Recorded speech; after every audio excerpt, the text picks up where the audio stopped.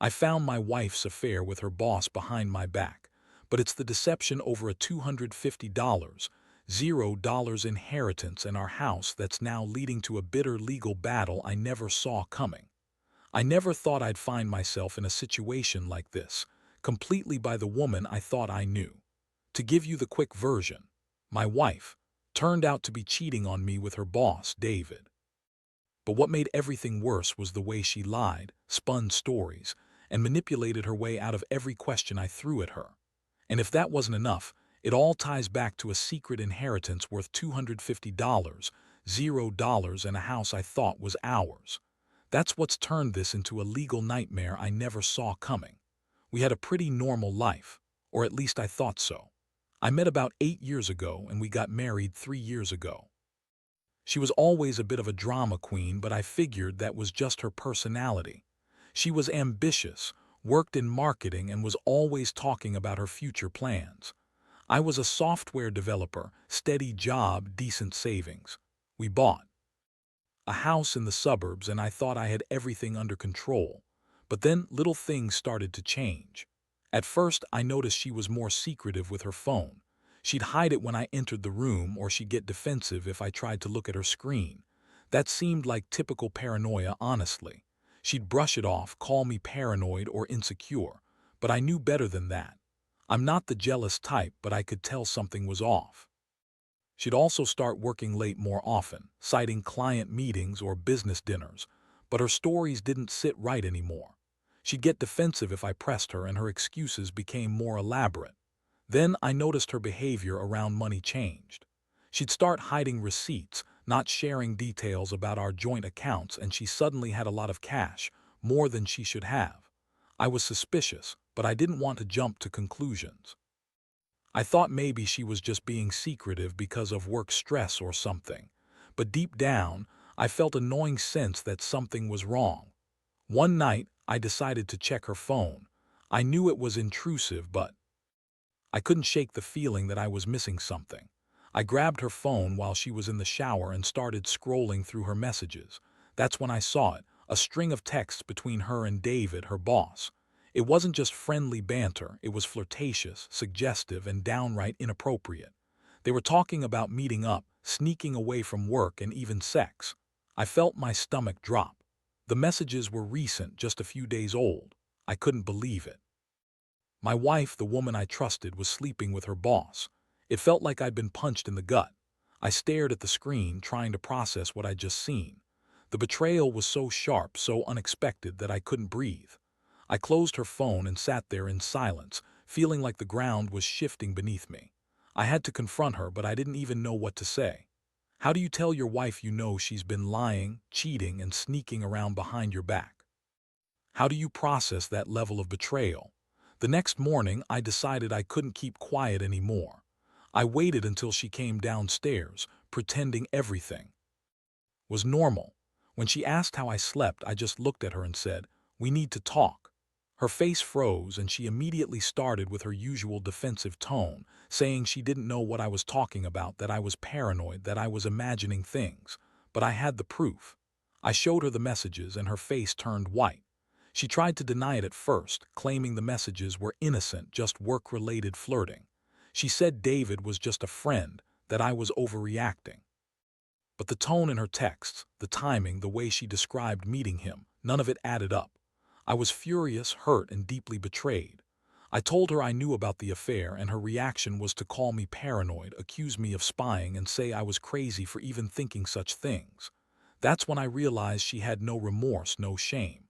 She was good at lying, better than I thought. In that moment, I felt a mixture of anger and sadness.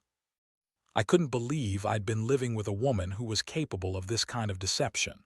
My mind raced through everything: the late nights, the secretive behavior, the money issues, and it all clicked into place. She'd been hiding things not just from me, but from herself. I felt like I'd been stabbed in the back, not just by her, but also by the way she'd lied so convincingly. I knew I had to think carefully about what to do next, but one thing was clear. My trust was shattered, and I couldn't ignore what I'd found. After that confrontation, everything changed. The house felt colder, heavier somehow, like the walls were closing in on me. kept up the act of denial, but I saw through it. Her eyes darted around, trying to find an escape route, her voice trembling when she insisted the texts were innocent. But I wasn't buying it anymore. I had the proof, and I knew she'd been lying for months. That realization hit me hard. This wasn't just about infidelity. It was about a web of lies that stretched way beyond just cheating. I spent the next few days trying to process what I'd learned. I couldn't sleep.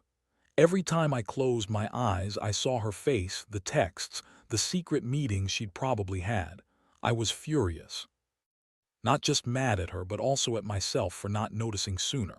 How could I have been so blind? I had trusted her completely, trusted her with my life, my feelings, my future. And she'd thrown it all away for some affair with her boss. David, by the way, was a slick guy, the kind of guy who always seemed to get what he wanted. I looked him up.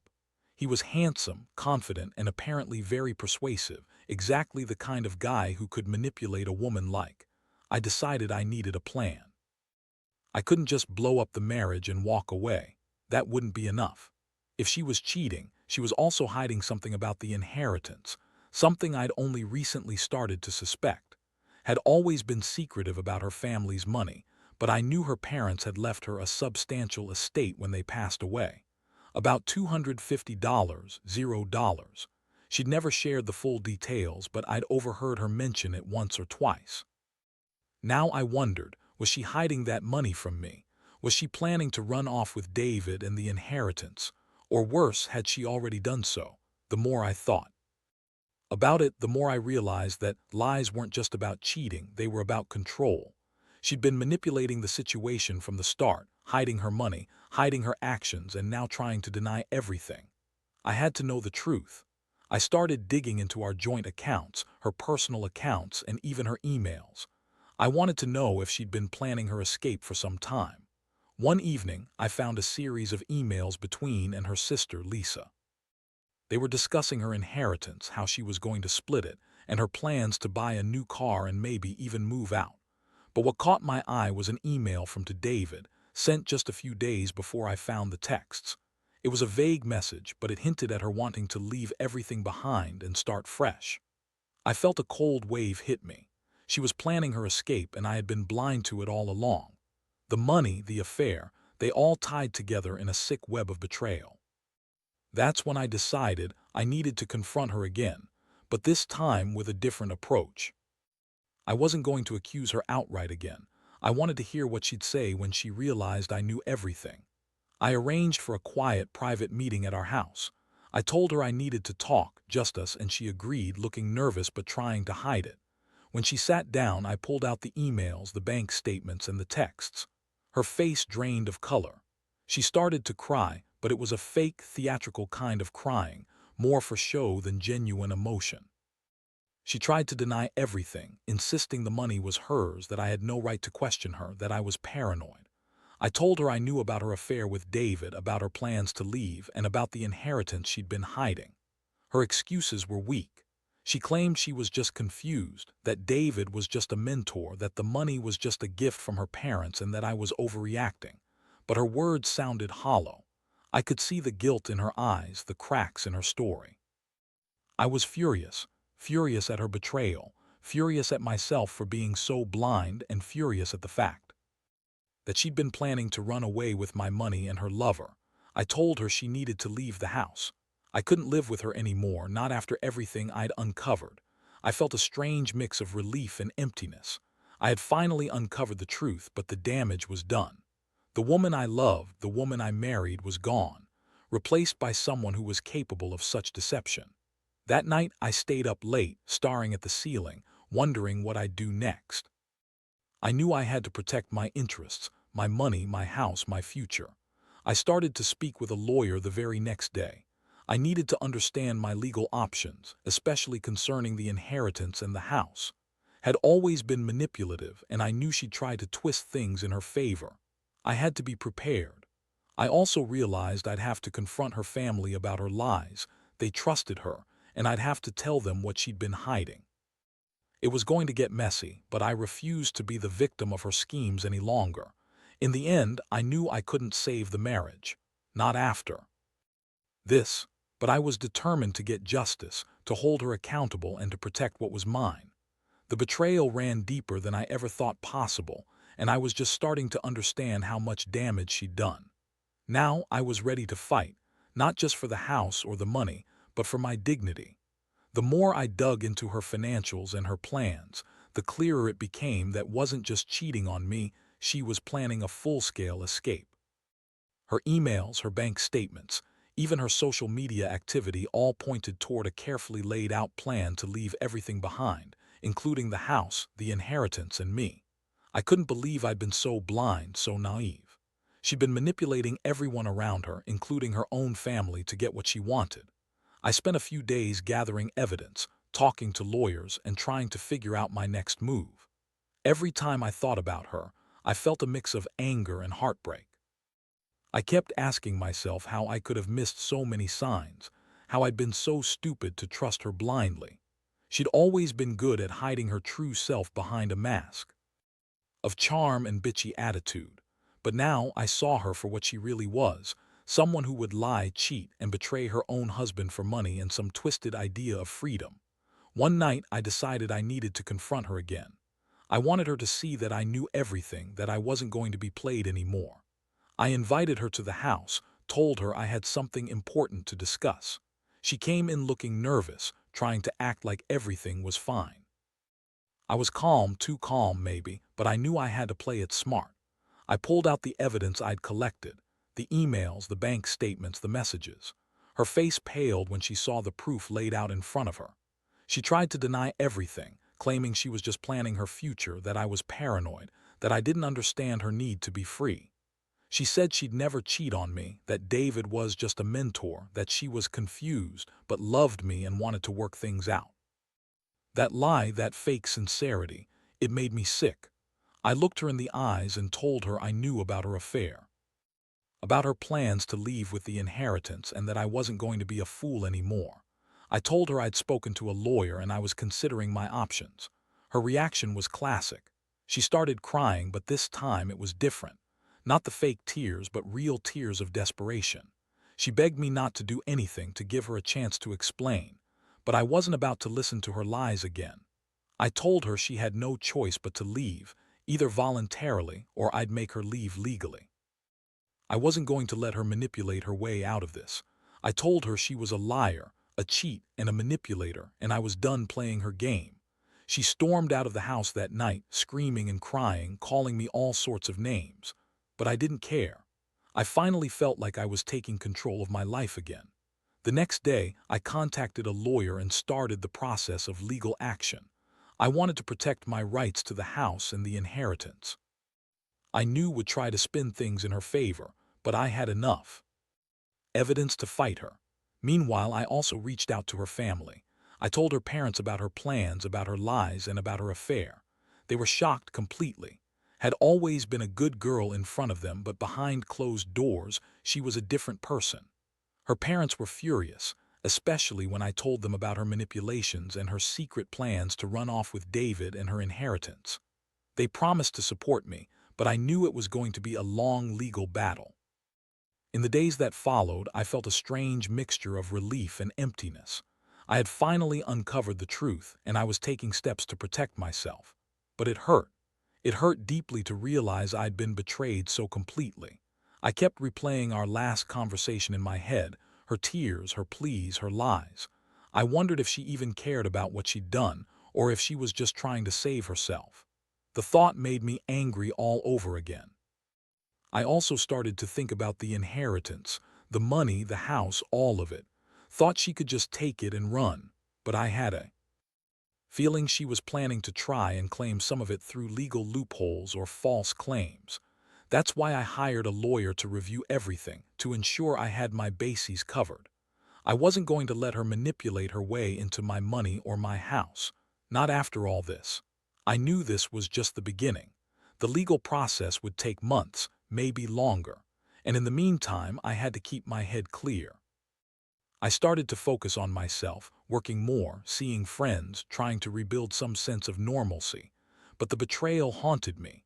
I couldn't shake the feeling that I'd lost more than just my marriage. I'd lost my sense of trust, my sense of security. And yet, I knew I couldn't let her win. I had to fight for what was rightfully mine, for my future. So here I am, in the middle of a war I never expected to fight. I don't know how it's going to turn out, but I do know one thing. I'm done being the victim. Lies, her cheating, her manipulations, they all led to this, and I won't let her get away with it. I'll see this through. No matter how ugly it gets.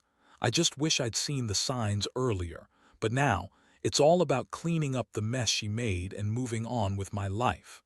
The legal battle started almost immediately after I hired a lawyer. It was a whirlwind of meetings, document reviews, and constant back and forth with her attorney. Of course, tried every trick in the book to spin her version of events, claiming she was misunderstood, that she never intended to hurt anyone and that her affair with David was just a mistake. She insisted she was going to stay in the house, fight for the inheritance, and somehow convince the courts she was still the innocent wife. But I knew better. I had the proof, and I had the truth. What made everything complicated was the inheritance. Kept insisting she had a right to her share, claiming it was a gift from her parents, and that I had no legal claim on it. But I knew her parents had left her the money in a trust, with specific conditions, conditions that I now had access to through my lawyer. The trust was designed to protect the assets from her. Reckless decisions, and I was determined to use that to my advantage. I also found out that had been secretly transferring money into her personal accounts, money that was supposed to be for the house, for our future, money that I was now fighting to keep out of her grasp. The first court hearing was a nightmare. Showed up with her lawyer looking smug and confident. She tried to paint herself as the victim, claiming I was trying to ruin her life just because I found out about her affair. She said I was controlling, jealous, and that she deserved her inheritance because she'd been working hard and deserved a fresh start. I sat there listening, feeling a mix of rage and disgust. I wanted to scream at her that her entire life was a lie, that her so-called hard work was just a cover for her manipulations. But I kept my composure. I presented the evidence, screenshots of her texts, bank statements showing her transfers, her emails planning her escape. I explained how she'd lied about her intentions, about her reasons for hiding money, and about her affair with David. The judge listened carefully, and I could see the wheels turning in her lawyer's mind. They knew I had a strong case, and I could tell's confidence was starting to crack. Meanwhile, Side tried to argue that she had a right to the money because she was entitled to her inheritance, and that I was trying to control her and ruin her future. But I had the trust documents, and I pointed out that her inheritance was in a trust with specific restrictions. I argued that her transfers and her plans to leave the house with David were evidence of her intent to defraud the estate, and that her affair was just another reason I couldn't trust her. The judge seemed convinced, and I could see her lawyers scrambling to come up with new tactics. In the aftermath of that hearing, I felt a strange sense of relief. It was the first step toward reclaiming what was rightfully mine, but I also knew this was just the beginning. Wasn't going down without a fight, and I had to stay vigilant. I continued gathering evidence, working with my lawyer, and preparing for the next round in court.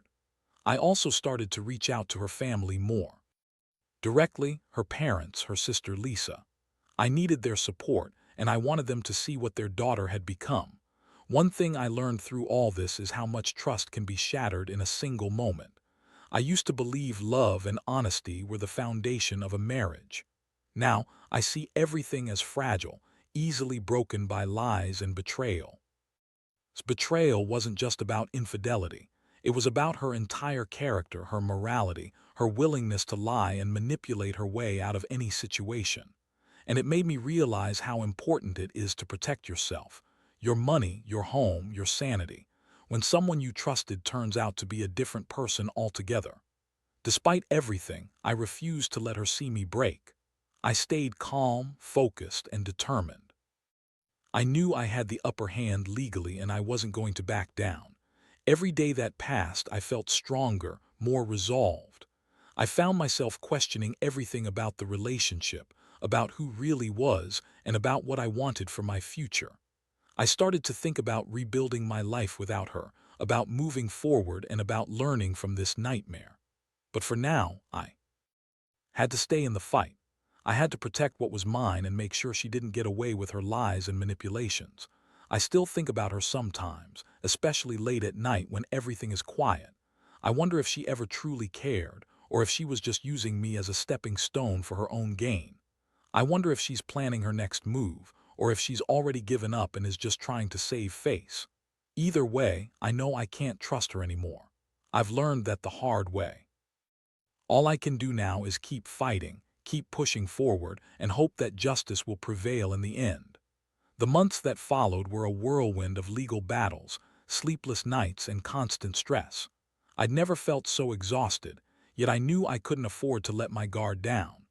Side kept trying to spin stories, claiming she was the victim, that I was trying to control her, that her affair was just a mistake she deeply regretted. But I had the evidence, and I wasn't about to let her manipulate her way out of this one. Every court appearance, every new piece of evidence only strengthened my resolve. I also started to see how deep her deception went. Her messages to David didn't just stop after the initial texts, they kept coming, even during the court hearings. She was still lying, still sneaking around, even as everything was falling apart. I found out she'd been sneaking money out of the house account, trying to hide it in a new account she opened under a fake name. She was desperate, and I could see her slipping further into her lies. The thing that really pushed me over the edge was when her lawyer tried to claim that deserved the inheritance because she was entitled to her parents' estate, and that I was trying to cut her off unfairly. I knew she was trying to manipulate the court, but I had the trust documents, which clearly outlined her restrictions. I argued that her plans to run off with David and the inheritance violated the terms of the trust, and that she was actively trying to defraud the estate. The judge seemed convinced, and I could see confidence waning. One day, I got a call from my lawyer that the judge was considering a temporary restraining order to prevent from accessing the house or the inheritance money until the case was settled. That was a huge relief. I didn't want her to get her hands on anything, especially not the house or the funds she'd been trying to hide. It also gave me some peace of mind, knowing she couldn't just up and disappear with everything. Meanwhile, I decided to confront her directly one last time. I invited her to the house, thinking I needed to hear her out face to face. Truthfully, I just wanted some closure.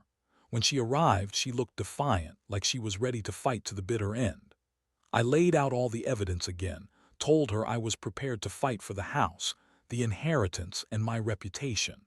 I told her she'd lost my trust forever, and that I'd be damned if I let her walk away with everything she'd been hiding. Her reaction was a mix of anger and desperation. She yelled, called me controlling, accused me of spying on her, and insisted she'd done nothing wrong. But her eyes betrayed her. She knew she was cornered. I told her I'd be going to court to get everything legally sorted, and that she should start packing her things because she was no longer welcome in the house. That was the moment I saw her crack. She realized I wasn't backing down, and her facade of confidence crumbled. In the aftermath of that confrontation, I moved forward with the legal process. I filed for full custody of the situation regarding the house and the inheritance. I also started the process of claiming ownership of the property, making sure couldn't just take it all and run. I knew she'd try to fight me every step of the way, but I was prepared. My lawyer warned me that she might try to drag things out, or even attempt to claim some of the inheritance under false pretenses. But I had everything documented and ready. Throughout this ordeal, I also began to see how much I'd trusted her, how much I'd sacrificed for what I thought was our future. It's funny how someone you love can turn into a stranger overnight. I kept asking myself if I'd missed the signs, if I had somehow overlooked her true nature. But I also realized I couldn't blame myself entirely. People are complex, and betrayal often sneaks up on you when you least expect it. I started to focus on rebuilding myself, working more, reconnecting with friends, and trying to find some sense of normalcy amid the chaos. The bitterness still lingers, but I'm learning to process it. I've come to accept that I can't change what happened, but I can control what happens next. and I won't let her take away my peace of mind or my future. I've learned that trust is fragile and that you have to protect yourself from the people who betray it most. Looking back, I realize this experience has changed me forever. I've become more cautious, more aware of the signs of deception. And I've learned that sometimes the hardest lessons are the ones that teach you the most about resilience. I don't know how everything will end, but I do know I'm determined to see this through, whether that means fighting her in court or just moving forward without her. I refuse to let her win, not after everything she's done. My life is worth more than her lies and manipulations, and I'm finally starting to believe that again. The final stretch of this ordeal has been the most draining, yet strangely also the most clarifying. After months of legal battles, accusations, and endless nights wondering if I'd ever see justice, the court finally made its ruling. The judge granted me full control of the house and confirmed that I had no legal claim to the inheritance anymore. It was a hard-fought victory, but it felt like a huge weight had been lifted. Still, the scars of betrayal run deep, and nothing can quite erase the pain of realizing the woman I loved was capable of such deception. As I sit here reflecting on everything, I realize how much I've changed. I've become more guarded, yes, but also more aware of what to look for in people. Trust, I've learned, isn't given lightly anymore. Lies taught me that even those closest to you can hide the most destructive secrets behind a pretty smile. I've also learned that sometimes the only way to truly move on is to face the truth head-on, no matter how painful it might be. The aftermath has been a mix of relief and regret. I'm relieved that I fought for what was rightfully mine, that I protected my assets and my sanity. But I can't help feeling a sense of loss. Loss of the dreams I had for our future, the trust I once had in her, and the innocence that's now forever shattered. I've come to accept that some betrayals cut so deep they leave permanent scars. Still, I choose to focus on rebuilding, on learning from this nightmare, and on ensuring I never let my guard down again. Has vanished from my life and I don't miss her. I hear she's trying to start fresh somewhere else, probably with David, probably with the money she tried to steal from me. Honestly, I don't care anymore. What matters is that I've reclaimed my life, my home, and my peace of mind. The legal battles have ended, but the lessons remain. I know now that love is fragile and that trust must be earned and carefully guarded. I want anyone reading this to understand that betrayal can come from the most unexpected places. It's a gut-wrenching experience, but it also teaches resilience. It's about standing up for yourself, fighting for what's right, and not letting the deception of others define you.